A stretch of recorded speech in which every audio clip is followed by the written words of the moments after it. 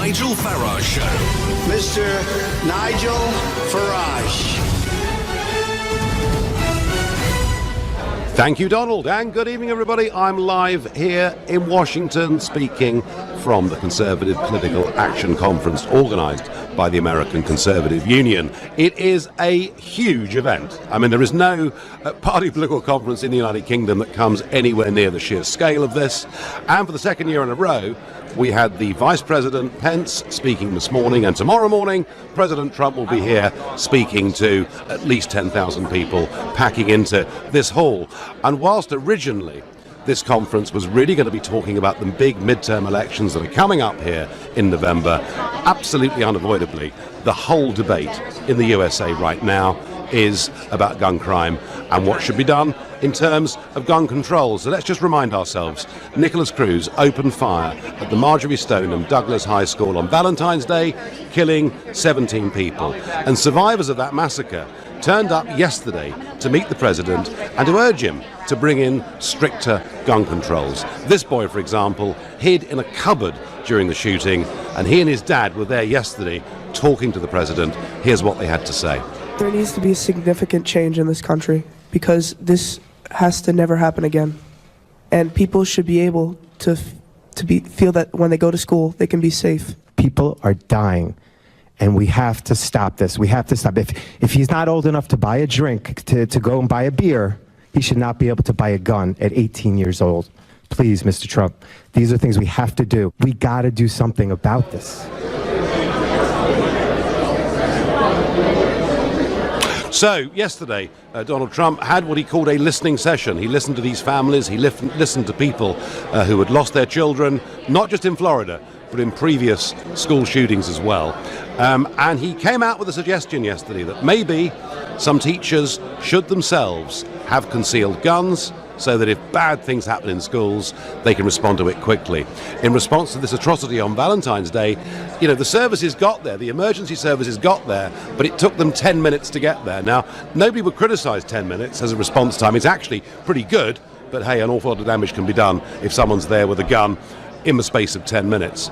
We'll talk a little bit in a moment about the interpretation of what Trump was actually saying in terms of what teachers should be armed. But interestingly, today, this morning, here at CPAC, the all-powerful National Rifle Association's Wayne LaPierre made some comments on what the president had to say about arming teachers in schools. It's a bizarre fact that in this country, our banks, our airports, our movie stars, our politicians, they're all more protected than our children at school. Now, I've been going around today talking to delegates here, asking them what their response was to the National Rifle Association's speak and what they thought should be done about guns in schools.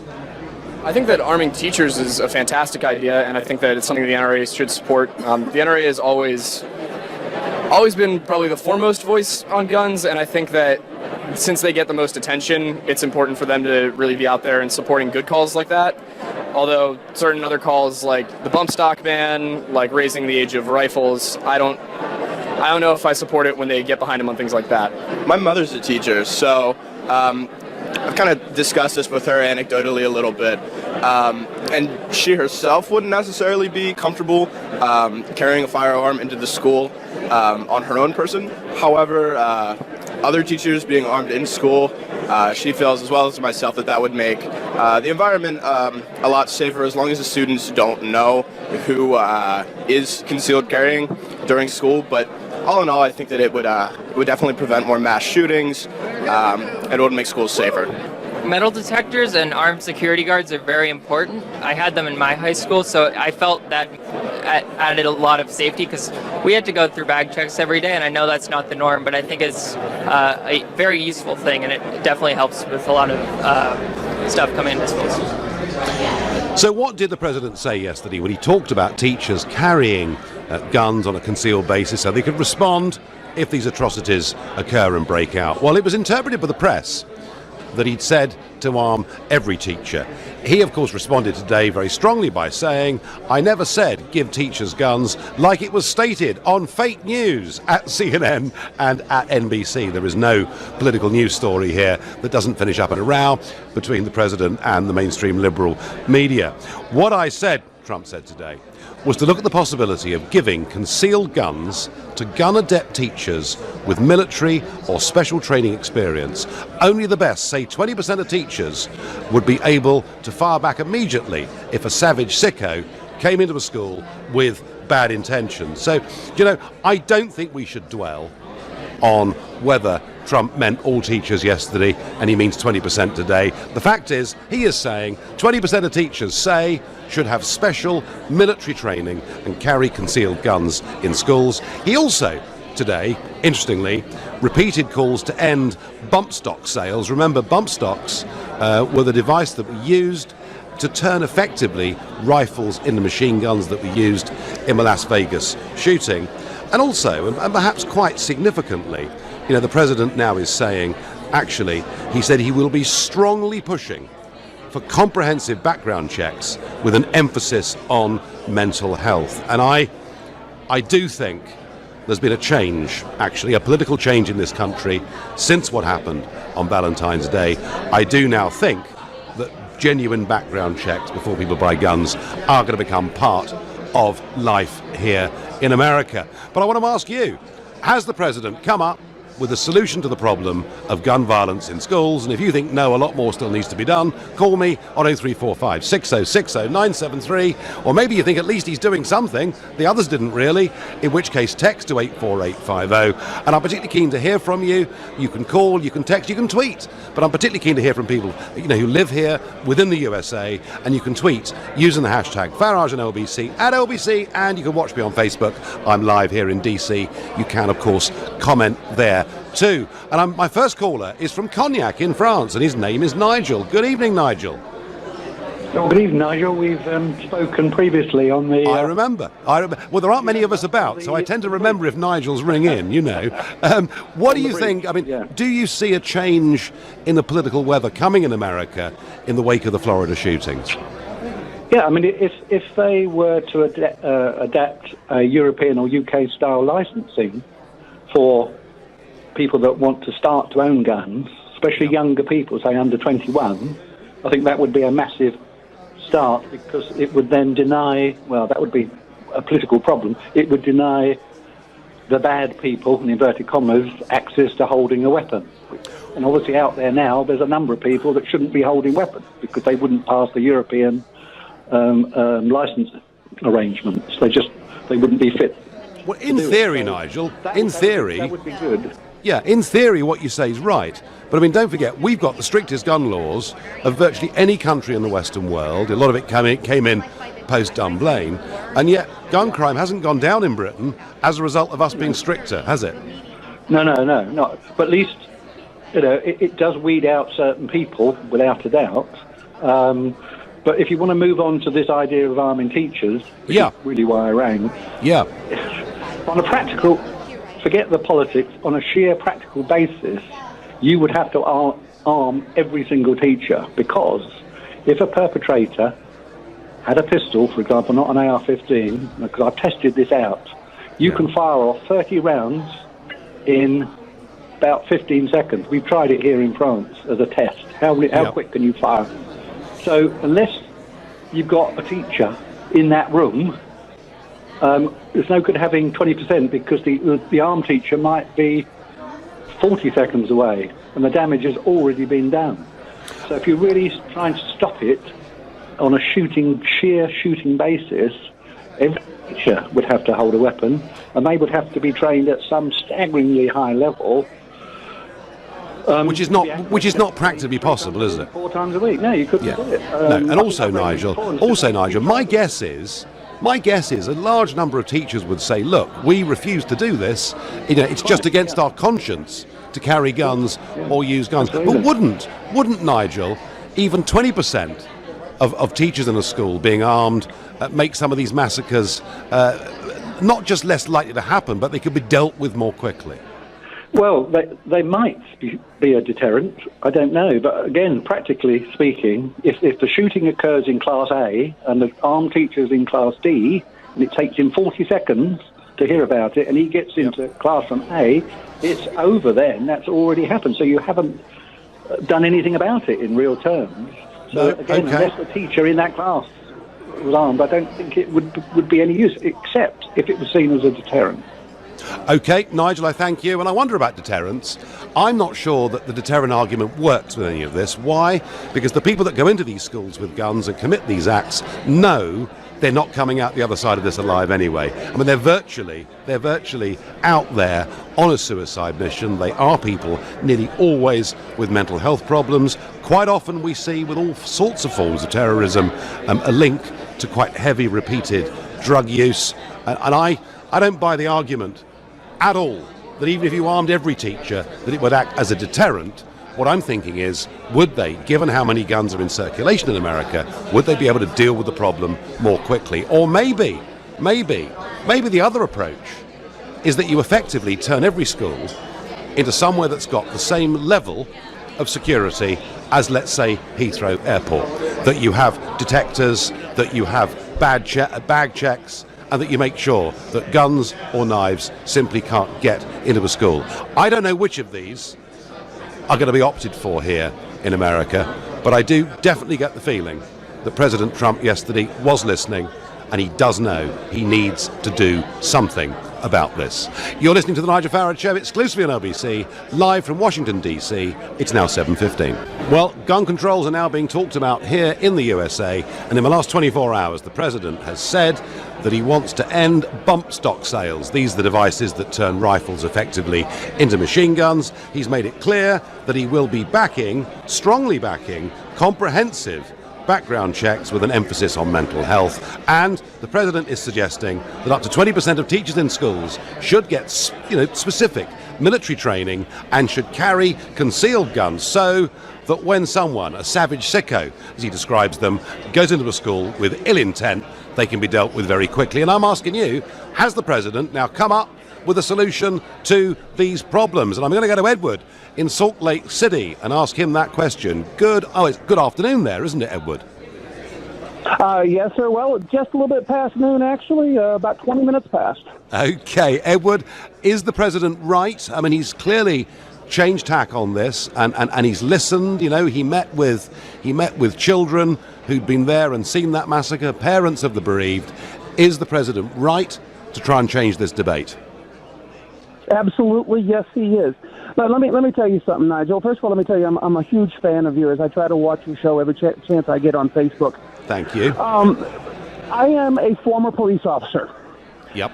I am also a former felon. That's a very interesting. That's a very interesting double, Edward. Were you a police officer before you were a felon, or the other way round? Well, it had to be before, because I'm certainly not allowed to now. Quite. Okay. Now, so my point is, I have seen the argument from both sides of the aisle. Okay. Yep. As a police officer in San Francisco, almost 30 years ago, I saw it from the side of the police. And the last thing I ever wanted to do was walk into a situation with somebody who was armed, especially armed better than I am. Mm-hmm. As a felon, while I was sitting in federal prison, I talked to a lot of people who felt the same way. The last thing anybody who's intent on committing a crime wants to do is walk into a situation where somebody is better armed than they are. Okay. It's just that's the way it is. Have you ever heard of the Sturgis Bike Rally in Sturgis, South Dakota? Explain. Okay. The Sturgis Bike Rally has been going on for a lot of years. I'm not going to go into details about it, but it's rather interesting that under no circumstances has anybody ever attacked this bike rally. There are as many as 200,000 people there during a 2-week period in August in South Dakota. But never once has there ever been an attempt at a mass shooting. Yes, there have been shootings, but that's by the participants. The reason nobody does this is because somebody who goes in there with the intent of killing knows they're not going to come back out. Yeah. Well, Edward, I understand that, but let's just think about this. What is in the mind of somebody in this case a 19-year-old, Nicholas Cruz, who'd been expelled from that school. What is in the mind of someone like that goes into a school with the intent to kill and maim as many people as possible? Doesn't that shooter know that he's not coming out alive anyway? No. No? No. That's not necessarily what he wants. Okay, right. Dylan Roof in Charleston didn't want to get killed. He wanted the same. His statement was he wanted to start a race war. He knew that he was going to come out alive. He intended to come out alive. Obviously, Nicholas Cruz knew he would come out alive. See, the thing is, if somebody's going to go in and shoot up a school, shoot up a church like in Sutherland, Texas, they're going for a gun-free zone because they have a greater chance of getting away. They want the fame. They want the notoriety. That is what they are usually after. All right. So Edward, before the break, I said I don't buy the argument that arming 20% of teachers would act as a deterrent, but you're telling me you think I'm wrong, yeah? Nigel, this is one case where I got to tell you, mate, you're dead wrong. Okay, fine. Well, you put that very clearly.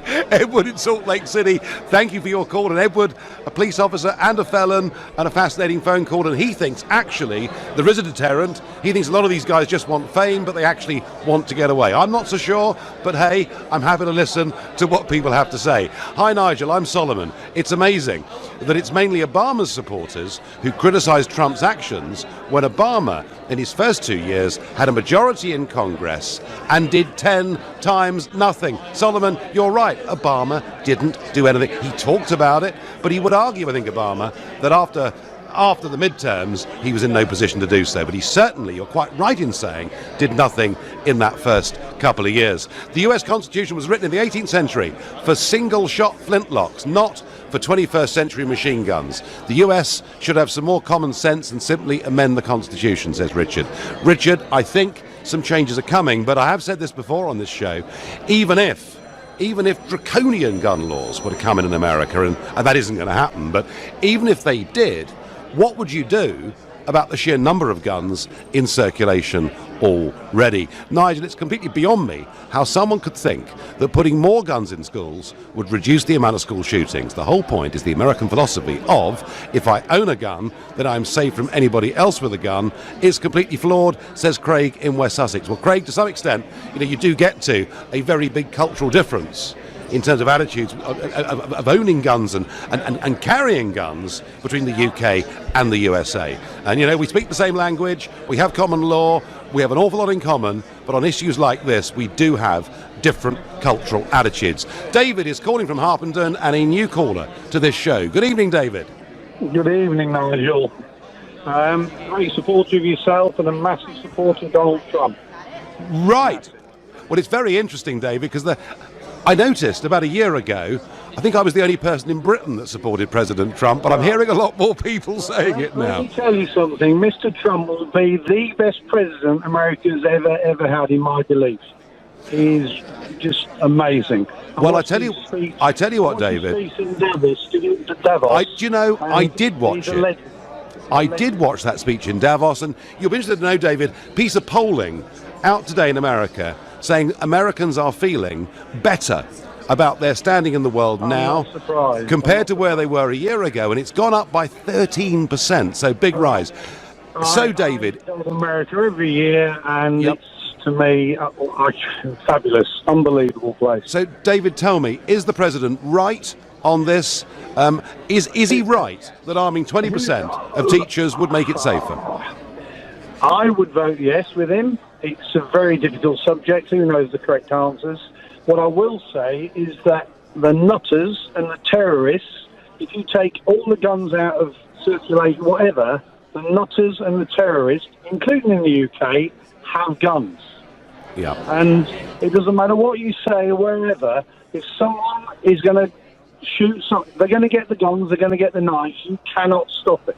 The problem is, taking guns off everyone else is easy in a way because we're all law-abiding citizens. We do as we're told, and we are just We're just there to be shot. Yeah. So, I mean, the argument, David, the argument always goes that if you take guns off the good guys, the bad guys still carry them anyway. And that is very much an argument. That is very much an argument that, that you would hear in this country. So you think he's on the right track, yeah? listen, it'll come out in the wash, but the bloke, honestly, Donald Trump is a legend. Excellent. You're fabulous. He's a legend. David, thank you for your call. David, a first-time caller there. Clearly the biggest Trump supporter in the entire United Kingdom. I get by text, the American obsession with guns stems from their obsession with the recreational killing of wildlife, and it inevitably leads on occasion to the killing of people. Of course, you won't read this out because you have a gun licence yourself, says Mark in Oxford. Oh, Mark. Oh, Mark. There we are. I read it out, didn't I? Derek is calling from southwest France, where they have a lot of guns, I think, Derek, don't they?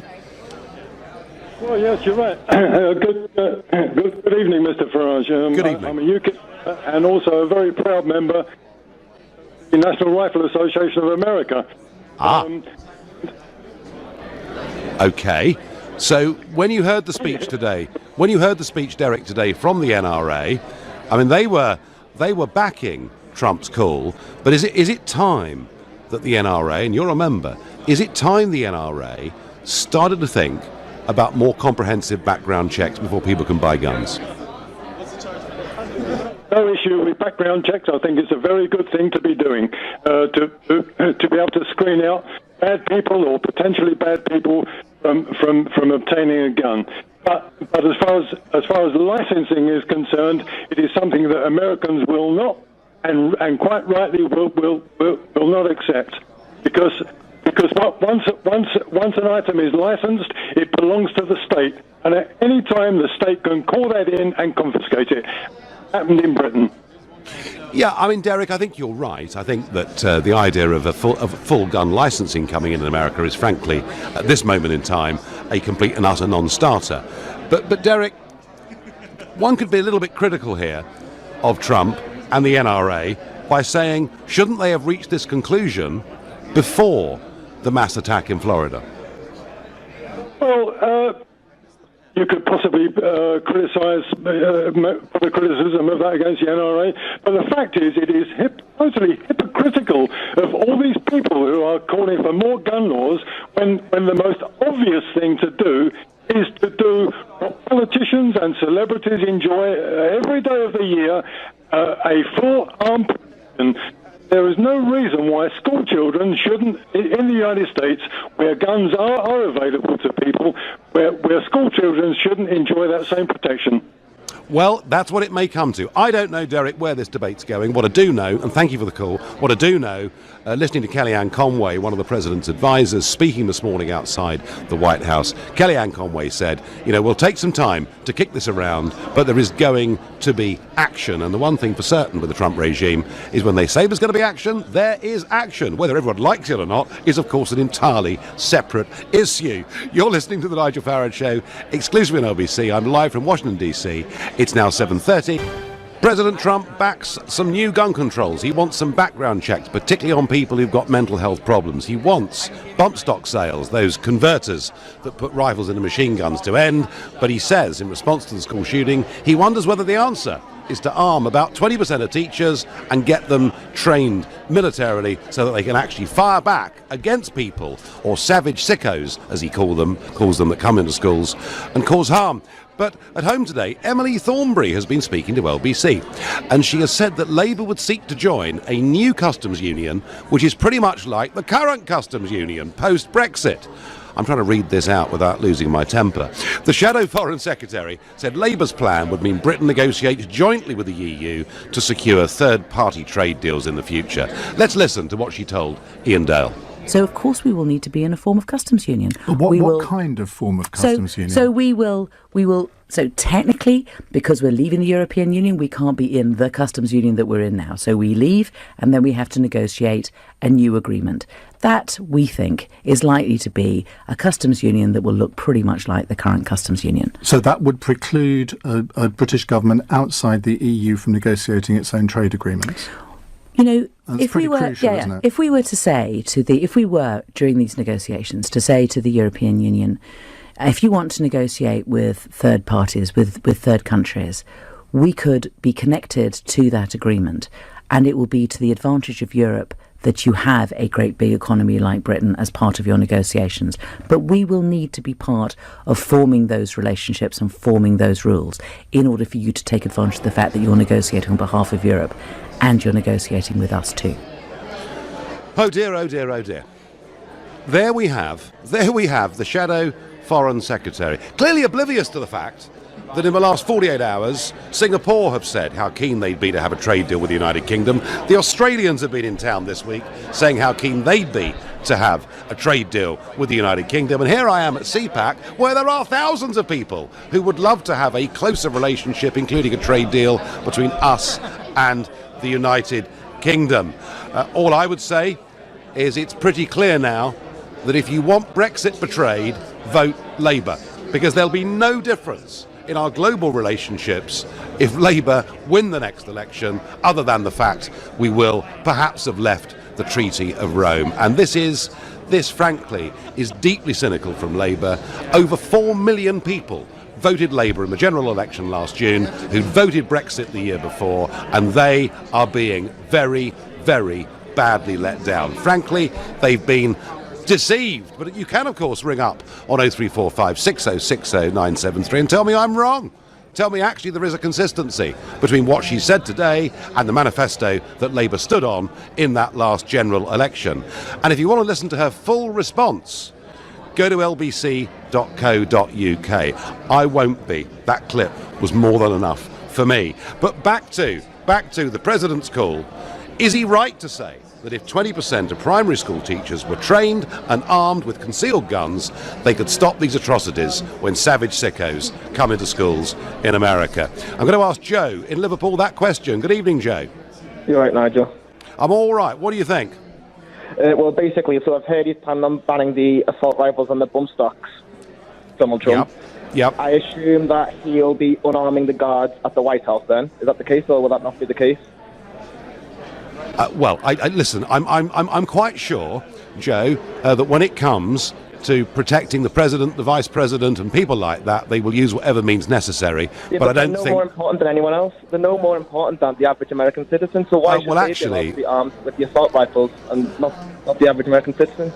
Well, if you work out the percentage chance of the average American citizen or school kid being shot at, and then work out the percentage chance of an American president being shot at, I think you find, Joe, that there is rationale for defending the US president. But let's frankly, I don't think, Joe, it's helpful for us to debate the president's personal security. But what I do want to discuss, I agree.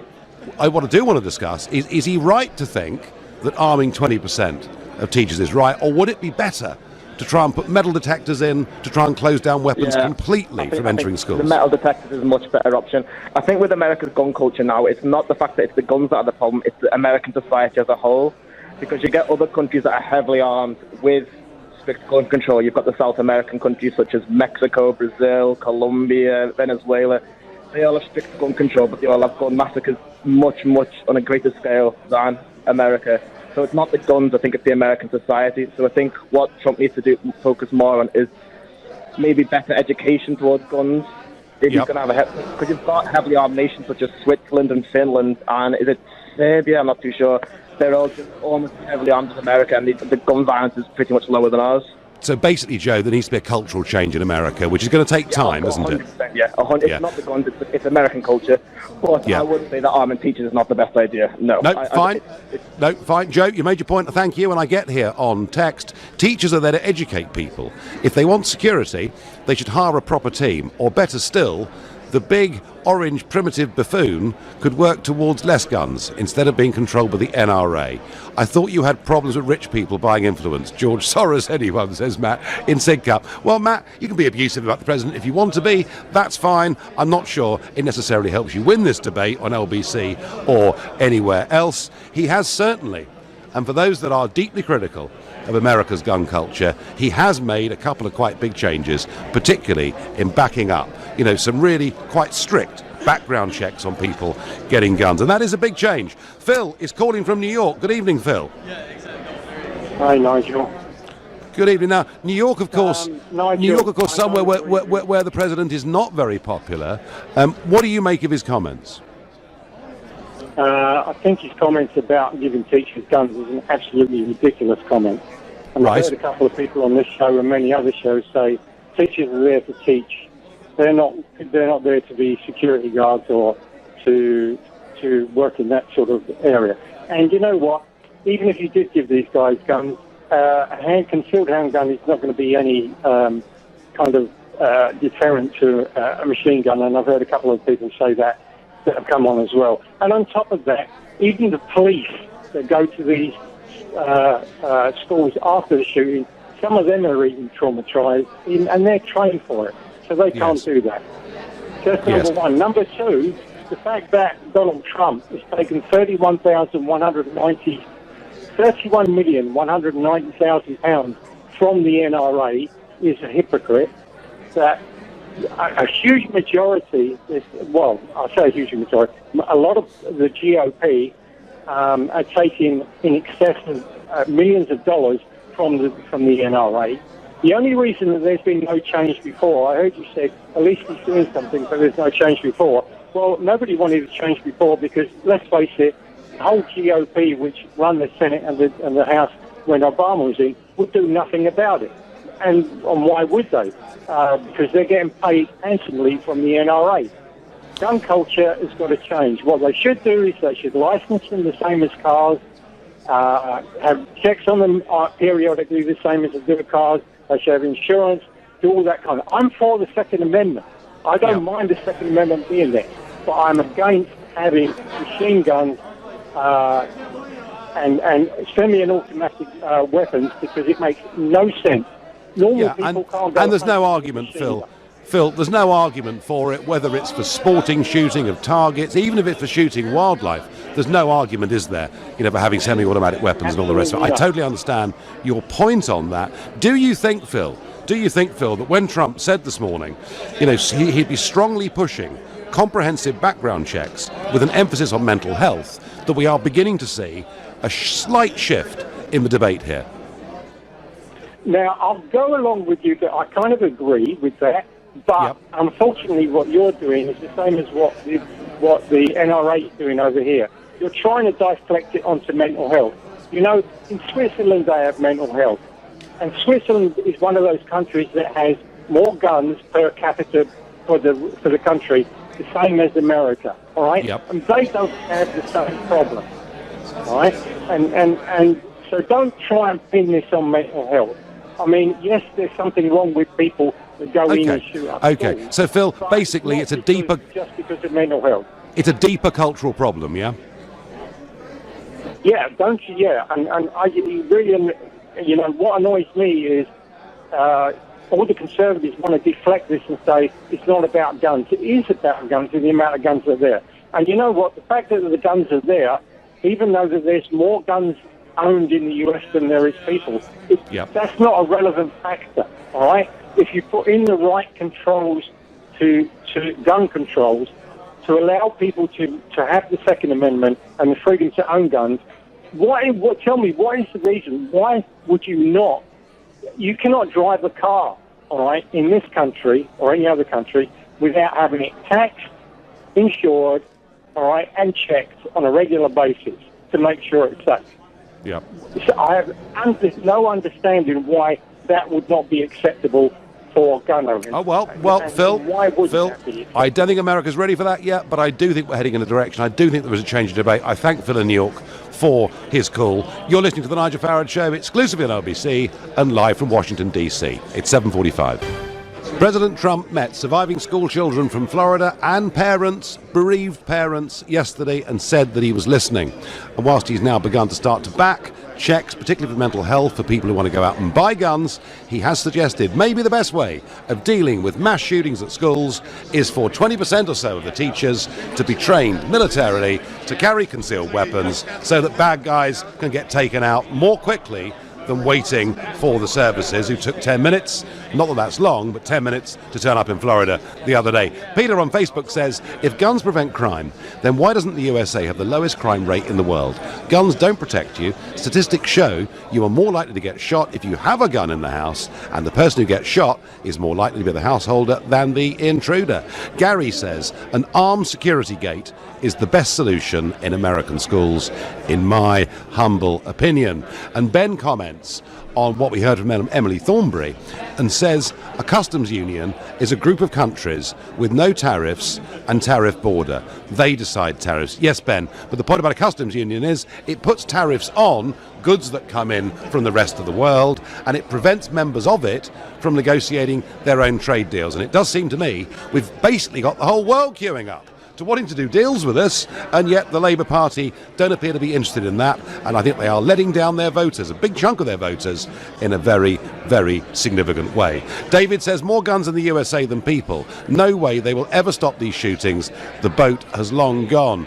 On Thornbury, Dave says, why gamble on other deals when we've got one on the table? Well, Dave, yeah, we have got one on the table, but we voted against staying part of that customs union. But hey, I tell you what, that is a debate for another night. Gavin is a first-time caller to this show.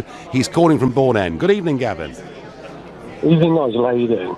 I'm doing very well. So, are America now beginning to head in the right direction, or is the idea of arming some teachers just crazy? It's beyond crazy. Thank God I live in England. That's all I can say. Look, when you're a teacher, and I've got a lot of friends who are teachers, they're very... the whole part about they're nurturing, they're loving, they're caring, they're not aggressive, they wouldn't be interested in hurting anyone else. It's just too far down the line. It's like, you've probably heard a saying, killing to make peace. It's a contradiction. The problem that Americans have is that they don't realise the problem they have. The problem is the young men that kill other students, there lies the problem. It's not...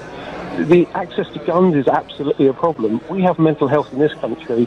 You know, if you look at 40% of young offenders in institutions, they will have some form of mental health or something like dyslexia because they're not understood.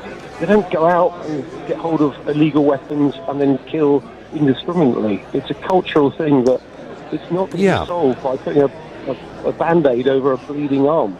Well, Gavin, clearly, you know, and you're the third caller tonight that's made this point about a cultural problem, and clearly changing that is not something that anyone could do overnight. That would take many, many years, different education process, different thought process. But Gavin, I completely agree with your point, and I did make it earlier, that a significant number of teachers would say we would never want to carry guns, we certainly would never contemplate using guns, and I do understand that completely.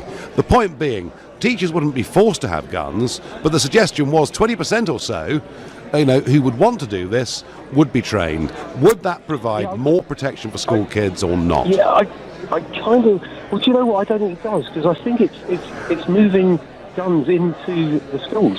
So, you know, a lot of younger kids are quite big, they're quite strong, particularly if they've got psychotic tendencies. It wouldn't be very difficult to work out which of our teachers carry guns. Concealed, well, how on earth they're not going to be that concealed, they're not going to be visible. Fair enough, I get that. But if I'm out of my mind and I know there's a guy with a gun and he's a relatively guy I think I can take out, why wouldn't I bother? I'm in the school now, I've now got a gun. Okay, it might only be a pistol, I can take out 6, 8 kids. You know, it's actually even worse. I think it's moving the problem beyond the perimeter into the schools, and there'll be targets. You know, well, Gavin, no, that's a very thoughtful point. You know, maybe the answer is that schools have big security gates and schools actually have to have armed guards on them. That, of course, would put the costs up, but maybe that's the better solution. I don't know. Gavin, I thank you very much for your call. I get by text, the whole thing seems knee-jerk and hysterical. There are many more factors than guns, i.e. the total failure of the FBI to react to numerous warning signals. Well, I tell you what, Lisa, very interesting, but so much debate here on what happened in Florida last week, and I was in Fox News' studios here in DC this morning. I appeared on their breakfast program, and I'm really surprised that the American media are not attaching much blame to the FBI for Florida at all, despite the fact and let's just get this right. Nicholas Cruz himself said on social media, I'm going to become a school shooter. He was reported to the FBI, who to some extent investigated that complaint, and yet nothing was done. And I do really wonder, are they spending too much time looking for Russians that might have colluded at some point in the past with Team Trump and not getting on with the job? I'm surprised how little criticism there is of the FBI in America today. I'm absolutely certain that if Scotland Yard had been given a tip-off about somebody and they hadn't acted on it, it would dominate the front pages of our newspapers for day after day after day. Joseph is calling me from Colchester. Joseph, is Trump heading in the right direction with this, or is he absolutely wrong? Well, I'm always right. Okay, go on. Well, I think there should be a referendum in America over this. There should be the gun laws, because I love Donald Trump, I do. I think he could be the best president since Lincoln if he settles down a little bit.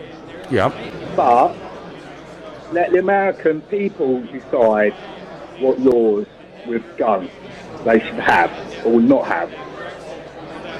Well, when it comes, Joseph, to referendums, of course, in many states here, calling local referendums by getting enough people to sign an authorised ballot is a relatively easy thing to do. California, particularly, they have referendums on virtually everything, from the legal or decriminalisation of drug use to what age you can drink alcohol and all the rest of it. So the states in America do have significant power over many of these areas. So the idea of referendums held across the states on a degree of controls is not one I think that is impossible. But what's your opinion, Joseph? Do you think it's better to train and arm 20% of teachers, or is it better to make effectively schools like Heathrow Airport, where it's very tough to get in? Well, all I can say, listen, all I'm saying is that before Donald Trump come along, since he's been a president, I loved him. I thought, you know what, he's going to change things. Yeah. But when all these shooters go along, he's not doing anything. It's his opportunity to do something no one's ever done before in the history of America. Yep. And all that is, look at all them children being killed. It's ridiculous, isn't it? Tell me I'm wrong.